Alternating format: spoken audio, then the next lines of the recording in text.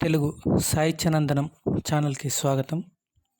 ఈరోజు మనం చెప్పుకోబోయే కవి, పరిశోధకుడు, సాహితీవేత్త, చరిత్రకారుడు ఎవరంటే సురవరం ప్రతాప్ రెడ్డి.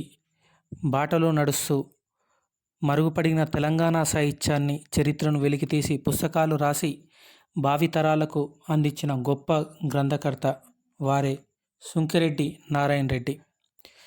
నాగార్జున ప్రభుత్వ డిగ్రీ కాలేజీలో అధ్యాపకునిగా పనిచేశారు సుంకిరెడ్డి నారాయణ రెడ్డి. తెలంగాణ ప్రాచీన సాహిత్యాన్ని ముంగిలి పేరుతో గ్రంథస్థం చేశారు. ఇక వీరి జీవితం విషయానికి వస్తే, సుంకిరెడ్డి నారాయణ రెడ్డి గారు నల్గొండ జిల్లా కనగల్లు మండలం పగిడిమర్రి గ్రామంలో జన్మించారు.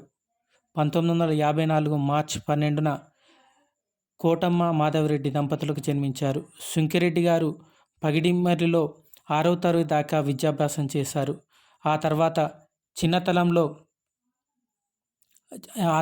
చిన్నతనంలో శారదాకాండలు చెప్పే కథలు వింటూ పెరిగారు.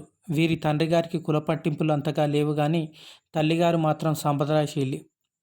తల్లిగారు చెప్పే కథల వల్లనే సుంకిరెడ్డి గారికి సాహిత్యం పైన అభిలాష పెరిగింది. ముఖ్యంగా వారు అమ్మగారు బతుకమ్మ పాటలు పాడి వినిపించేవారట. సుంకిరెడ్డి 7-8 తరగతులు నల్గొండలో చదివారు. అప్పుడే కోమటిరెడ్డి గ్రంథాలయంలో పుస్తకాలు చదవడం ఆరంభించారు. ఆ అలవాటే వీరికి సాహిత్యానికి పైన అభిలాషను, మక్కువను పెంచింది. 9వ తరగతిలో సుంకిరెడ్డి వచ్చేసరికి నాటకాలపై మక్కువ పెరిగింది. ఆ మధ్యలో కొన్ని నాటక ప్రదర్శనలు స్నేహితులతో కలిసి ఇచ్చారు. 10వ తరగతి, ఇంటర్, డిగ్రీ చదివే రోజుల్లో వీరి తోటి విద్యార్థులు వీరి వద్ద వ్యాకరణాంశాలను నేర్చుకునేవారు. అంతటి ప్రతిభావంతులు సుంకిరెడ్డి. నిజానికి సుంకిరెడ్డి నారాయణ రెడ్డి తండ్రి గారు తన కొడుకును డాక్టర్ చేయాలని అభిలాషించారు. కానీ ఇతరేతర కారణాల వల్ల సుంకిరెడ్డి గారు మాత్రం అధ్యాపక వృత్తిని ఎన్నుకున్నారు. డిగ్రీ అనంతరం యూనివర్సిటీలో పీజీ కోర్సు కోసం సుంకిరెడ్డి చేరారు. అక్కడే సుంకిరెడ్డి జీవితం మలుపు తిరిగింది. యూనివర్సిటీలో చేరిన సుంకిరెడ్డి వామపక్ష భావజాలం వీరిని విపరీతంగా ఆకర్షించింది. అక్కడే అనేక ప్రముఖ సాహితీవేత్తలు పరిచయం అయ్యింది. తొలినాళ్లలో వీరికి శివారెడ్డి, వడ్లమూడి వంటి వారి ప్రభావం వీరి కవిత్వంలో కనిపిస్తుంది. అదే సమయంలో ఒకవైపు ప్రేమ వివాహం, కుటుంబ బాధ్యతలతో తలమునకలైనా కానీ సాహిత్యంపై ప్రేమను మాత్రం వదులుకోలేదు. ప్రగతిశీల కవిత్వాన్ని రాస్తూ సాహిత్య కార్యక్రమాల్లో విరివిగా పాల్గొన్నారు. 1977 నుంచి 83 వరకు ఉస్మానియా రైటర్స్ సర్కిల్కు సుంకిరెడ్డి గారు క్రియాశీలంగా పనిచేశారు. అప్పుడే ఈ తరం యుద్ధ కవిత అనే సంకలనాన్ని తీసుకొచ్చారు.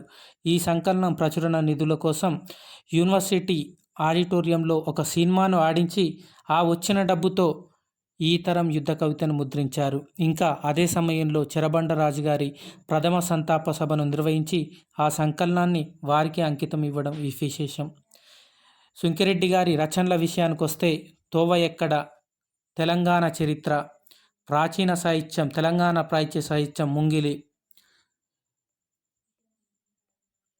తావు కవిత్వం, బహువచనం, దళిత జన బహుజన కవిత్వం, దాలి దీర్ఘ కవిత్వం, తెలంగాణ సాహిత్య చరిత్ర, సురవరం లేఖలను సురవరం దస్తూరిగా ప్రచురించారు.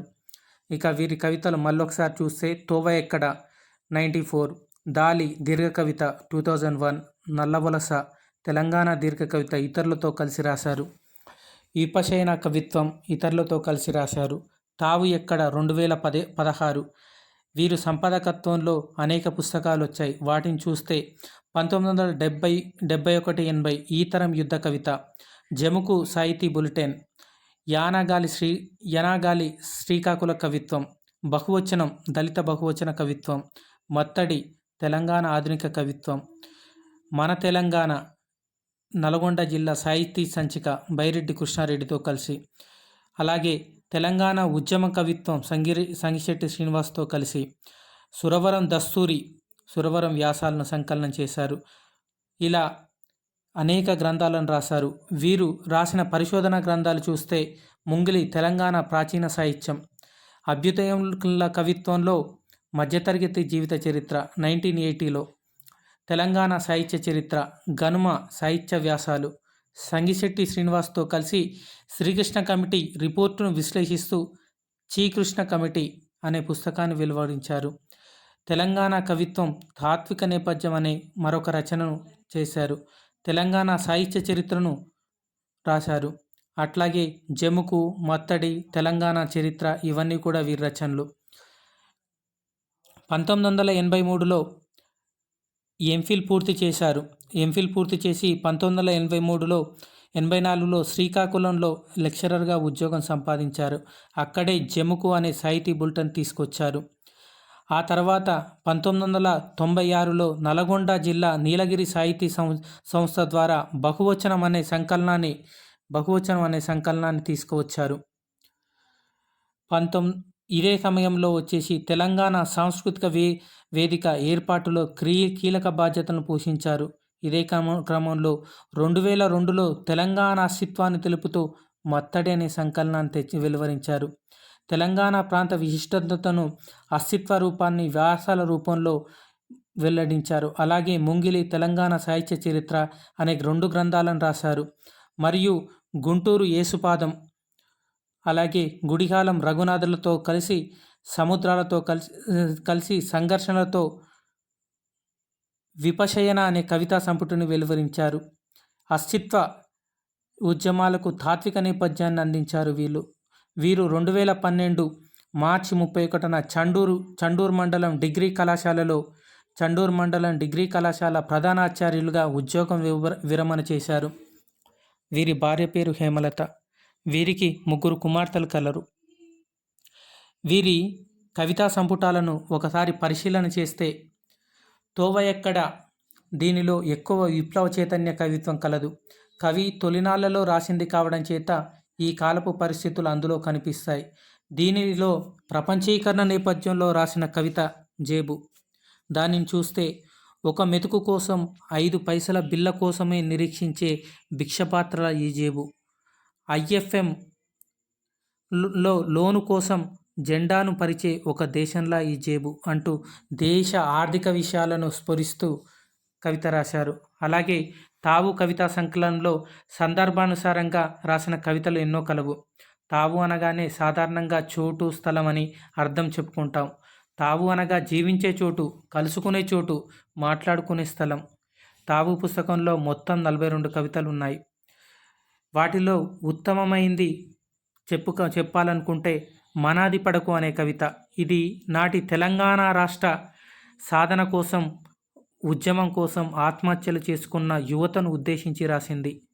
దానిని చూస్తే తమ్ముడా ఆత్మహసనం చేసుకోవద్దు, చినుకురాలదా ఎండ పెటమటమంటది, మొక్క ధైర్యం కోల్పోదు, అదను కోసం అరులు చేస్తుందే తప్ప ఎప్పుడు ఉరి పెట్టుకోదు, సింహగర్జన జడుపు పుట్టిస్తుంది, కుందేలు పిల్ల ధైర్యం కోల్పోదు, సింహాన్ని బావెల దుంకిస్తుంది తప్ప తనెప్పుడు దుంకదు.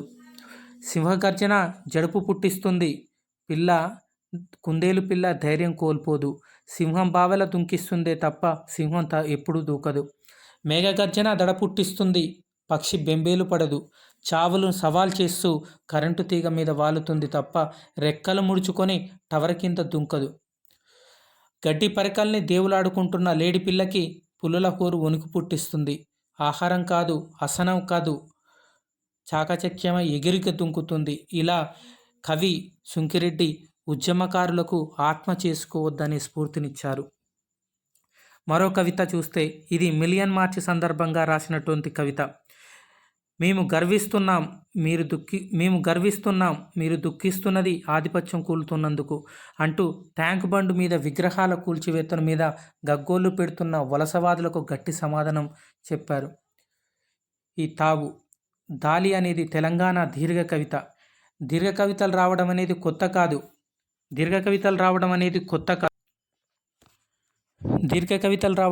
కాదు కానీ పూర్తి తెలంగాణ వాదంతో ఒక సంపుటి రావడం మాత్రం కొత్తే. అది దాలితోనే ప్రారంభమైందని చెప్పాలి.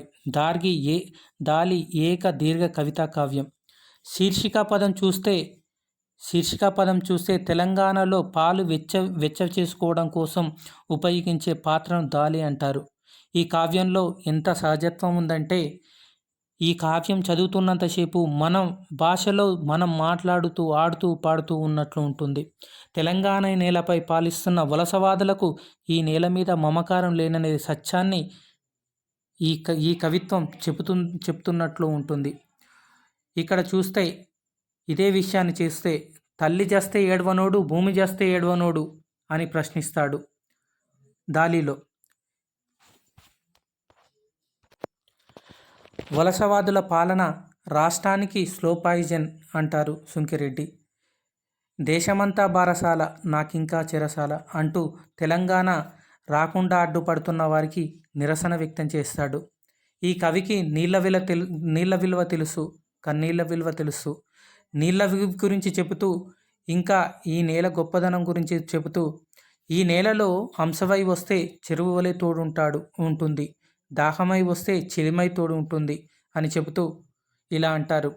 హంసవై వస్తే చెరువు మావోడు, దాహమై వస్తే చెలిమ మావోడు, బేహారివై వస్తివి, హారివై వస్తివి, తెల్లోని మారువేషమై వస్తివి అంటూ ఈ ప్రాంతాన్పై దురాక్రమణను సహించలేకపోయారు.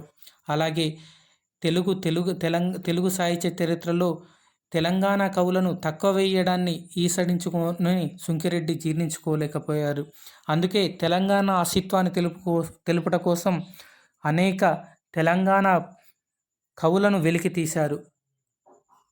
వీరికొచ్చిన పురస్కారాన్ని చూస్తే బిఎన్ శాస్త్రి పురస్కారం తెలంగాణ చరిత్రకు, ముదిగంటి వెంకట నరసింహారెడ్డి పురస్కారం గనుమ వ్యాస రచనకు, ప్రొఫెసర్ ఎస్వి రామారావు గారి పురస్కారం ముంగిలి రచనకు, ద్వానాశాస్త్రి పురస్కారం ముంగిలి రచనకే తెలుగు విశ్వవిద్యాలయ పురస్కారం, అలాగే రాష్ట్ర ఉత్తమ సాహితీవేత్త పురస్కారం, తెలుగు విశ్వవిద్యాలయ గౌరవ డాక్టరేట్ ఇవన్నీ కూడా లభించాయి.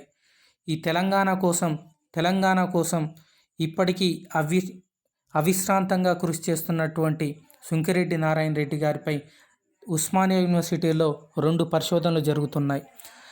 సుంకిరెడ్డిపై కవిత్వం విమర్శపైన కవిమిత్రులు తండా హరీష్ గారు, మా గురువు గారు డాక్టర్ ఎస్సు రఘు గారి ఆధ్వర్యంలో పరిశోధన చేస్తున్నారు. తెలంగాణ గుండె నిండా నిండుకున్నటువంటి సుంకిరెడ్డి గారు త్వరలో ఆధునిక తెలంగాణ సాహిత్య చరిత్రను కూడా తీస్తున్నారని సమాచారం. ఇంకా ఇది తెలంగాణ పరిశోధకులైనటువంటి సుంకిరెడ్డి గారి జీవిత విశేషాలు. మరొక అంశంతో మరొకసారి మళ్ళీ కలుద్దాం. స్వస్తి, ధన్యవాదాలు.